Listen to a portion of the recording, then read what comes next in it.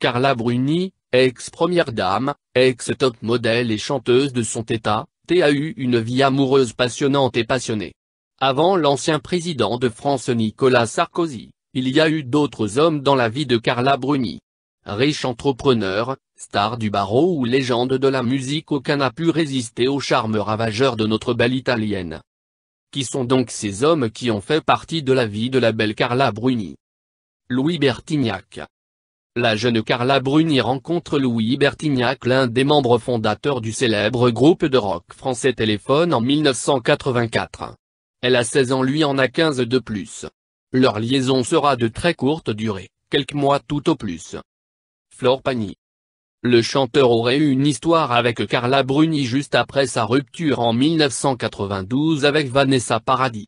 Là aussi une liaison de courte durée car la belle abandonnera le chanteur pour un autre. Eric Clapton.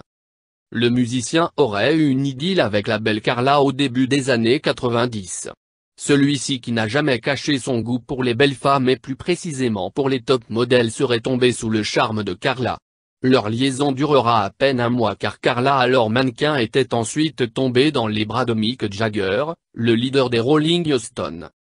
Mick Jagger, le chanteur des Rolling Stones connu pour être un homme à femme, aurait séduit Carla alors qu'il était encore marié à Jerry Hall, alors enceinte.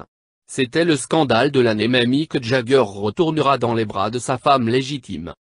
Dimitri de Yougoslavie, prince du royaume de Yougoslavie, Dimitri ne sera dans la vie de Carla que le temps d'un battement d'ailes. Elle l'aurait laissé tomber pour un autre homme, le milliardaire Donald Trump. Donald Trump, Carla n'a de cesse de démentir cette relation avec le controversé milliardaire. Pourtant, de sources proches du milliardaire et notamment le New York Post affirment le contraire. Qui croire donc? Vincent Perez, leur idylle aurait commencé vers la fin de l'année 92, la belle partagera la vie de l'acteur jusqu'en 1994. Arnaud Klarsfeld, leur relation va durer un an, de 1994 à 1995, année durant laquelle le top modèle et l'avocat s'afficheront ensemble dans tous les magazines et seront de toutes les soirées. Jean-Jacques Goldman, oui, vous avez bien lu, Carla est sortie pendant quelque temps avec celui qui fut pendant plusieurs années le chanteur préféré des Français. Laurent Fabius, oui, l'homme politique. C'est surprenant, n'est-ce pas? Avant Nicolas Sarkozy, Carla a bien eu une aventure avec un homme politique. Et bien de gauche celui-là. Comme quoi la politique, quand on y touche, on y prend goût. Jean-Paul Antoven, philosophe bien connu du lieu, Jean-Paul Antoven deviendra l'amant de Carla Bruni en 2000. Le philosophe présentera sa nouvelle amie à son entourage, et notamment à son fils Raphaël. La belle Carla jettera aussitôt son dévolu sur Antoven fils et Sograndane de Justine Lévy, la femme de ce dernier qui n'est autre que la fille de Bernard-Henri Lévy.